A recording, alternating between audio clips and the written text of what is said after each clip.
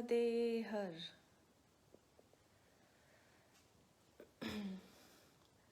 कल हमने बात की थी कि विशेष दिवस किसी विशेष दिवस पे ही मनाए जाते हैं। उस पर एक प्रत्युत्तर आया है आंवला से अमित जी का। वो बोल रहे हैं कि वो मेरी बात से उनकी असहमति है। मैं उनकी असहमति का स्वागत करती हूँ, क्योंकि एक दूसरे से भिन्न होना ही तो हमें विभिन्न बनाते हुए एक अलग तरीके का बनाता है।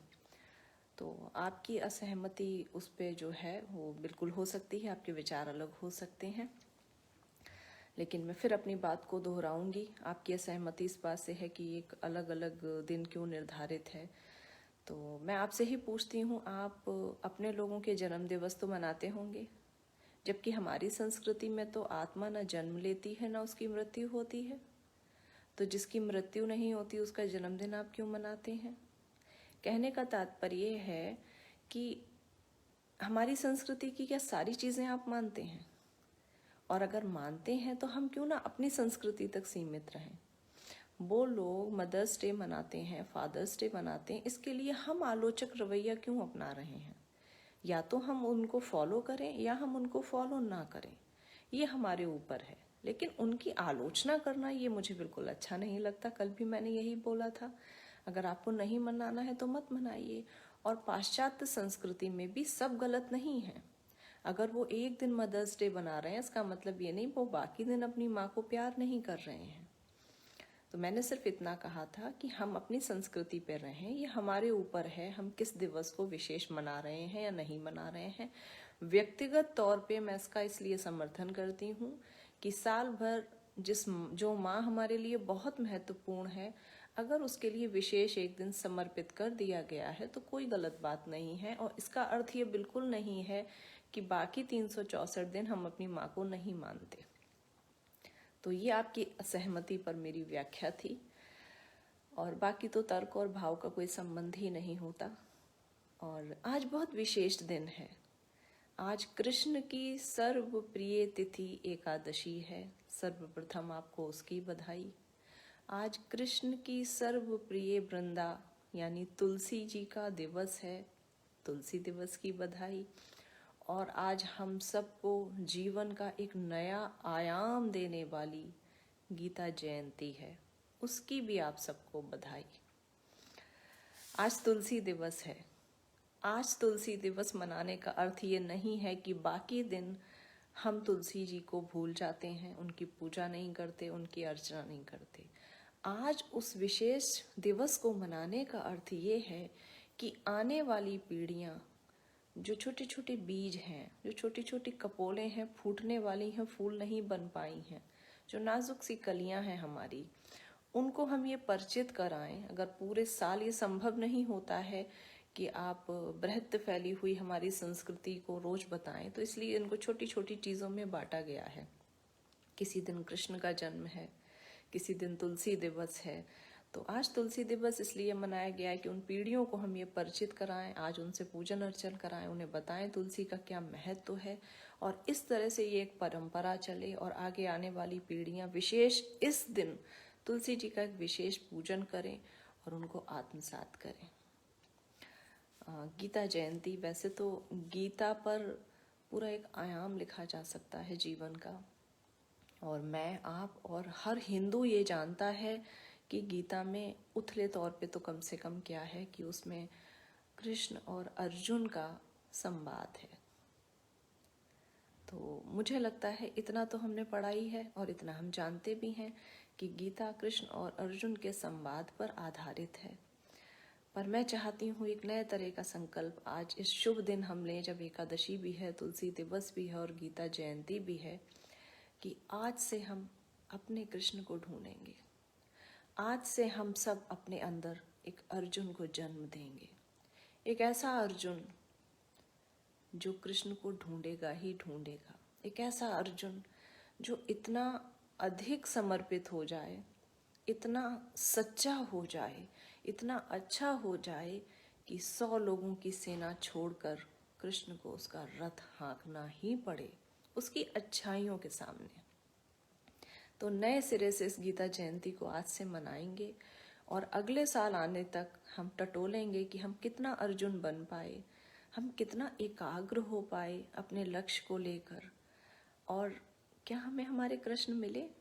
कृष्ण कहीं आसपास हैं, वो हो सकता है उस पीपल के पेड़ में ही हो जिसमें आप रोज दीपक जला के आते हैं, वो हो सकता है उस पुजारी में हो जिस मंदिर में आप रोज प्रणाम करके आते हैं, वो हो सकता है आपके पिता में हो जिन्हें आप रोज समर्पित होते हैं, वो हो सकता है आपकी माँ में हो जिसकी आप रोज सेवा करते हैं, वो किसी में भी हो सकते हैं। लेकिन इस पूरे साल हम अपनी गीता लिखेंगे, इस पूरे साल हम स्वयं को अर्जुन बनाएंगे। और मेरी एक बात याद रखिएगा, गति और मति यदि अर्जुन जैसी है तो कृष्ण को सारथी बनना ही पड़ता है। गति और मति से मेरा मतलब है कि अगर आपकी गति ऐसी है कि आपको अर्जुन की तरह सिर्फ चिड़िया की आंख दिख रही है और कुछ भी नहीं, अगर इतनी एकाग्रता है आपकी किसी को भी लेके, किसी भी लक्ष्य को लेके या परमात्मा को लेके, और अगर आपकी मति ऐसी है कि जब रण क्षेत्र में आप खड़े हों, आपको कुछ नहीं सूझ रहा हो, तो आप सिर्फ और सिर्फ और सिर्फ उस विराट के आगे घुटने टेकें, ऐसी मति आपकी हो जाए। अर्जुन के पास दो विकल्प थे उस दिन भी, वो जाते और कौरवों की सेना के सामने घुटने टेक के कहते, मुझसे नहीं सहा जा रहा, मैं नहीं मार सकता, खत्म करते हैं, ये समझौता करते हैं। लेकिन अर्जुन इसलिए अर्जुन बने क्योंकि उन्होंने घुटने भी अगर टेके तो उस विराट के आगे, उस कृष्ण के आगे जो त्रिलोकी है। तो हम आत्मसमर्पण भी किसके आगे करते हैं, हम हार भी किसके आगे मान लेते हैं, इससे भी हमारा जीवन अलग हो जाता है।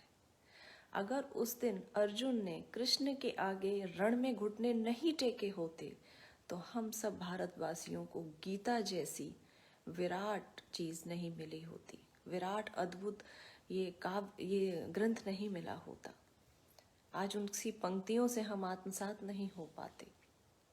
गीता की पवित्रता हमें इसलिए छू पाई, गीता हमें इसीलिए स्पर्श कर पाई क्योंकि अर्जुन ने एक विपरीत समय पर एक सही व्यक्ति के आगे घुटने टेके। कहने का तात्पर्य है, जब भी समय विपरीत हो, जब भी रण क्षेत्र में खड़े हो, तो घुटने भी टेकना, तो कृष्ण के आगे, अपने परमात्मा के आगे, अपने आराध्य के आगे, चाहे कितनी भी विपरीत परिस्थितियां आए। तो गति और मति अर्जुन सी रखना, कृष्ण को तो फिर मिलना ही मिलना है। चित्कार जब भी करना द्रौपदी सी करना, विश्वास जब भी करना द्रौपदी सा करना। द्रौपदी ने कभी भी अपनी साड़ी को खुद संभालने की चेष्टा नहीं की, उन्होंने साड़ी छोड़ दी और हाथ जोड़ के कहा, हे कृष्ण, हे कृष्ण, हे कृष्ण, और कृष्ण भागे भागे चले आए। और जो सारे लोग तमाशा देख रहे थे उसमें से उन्होंने द्रौपदी को बचा के निकाल लिया। तो एक नए तरीके की गीता आज गीता जयंती पे हम आरंभ करेंगे, अपने अंदर के अर्जुन को टटोलेंगे कि सबके अंदर अर्जुन है, सुप्त पड़ा है, उसे जगाएंगे, कोई एक लक्ष्य बनाएंगे, वो लक्ष्य जो सिर्फ आपके लिए ठीक नहीं हो, जो आपके समाज के लिए सृजनात्मक कर दे, ऐसा लक्ष्य बनाएंगे, ऐसी गति बनाएंगे, ऐसी मति रखेंगे कि ईश्वर को भजेंगे। और जब गति और मति अर्जुन सी हो जाएगी तो कृष्ण आएंगे ही आएंगे। आप एक बार अर्जुन बन के कहिए तो, राधे कृष्ण। तो गीता जयंती को मनाइए, कोई 5 उसमें से जो भी आपको अच्छे लगते हैं वो 5 मंत्र कीजिए, तुलसी जी का अच्छे से, खूब अच्छे से सौंदर्यपूर्ण पूजन कीजिए, वो कृष्ण को अति प्रिय हैं। आज एकादशी भी है, अगर उपवास करते हैं तो ठीक, और अगर नहीं करते हैं तो अपना मूल मंत्र है ओम नमो भगवते वासुदेवाय, इसका जप करिएगा।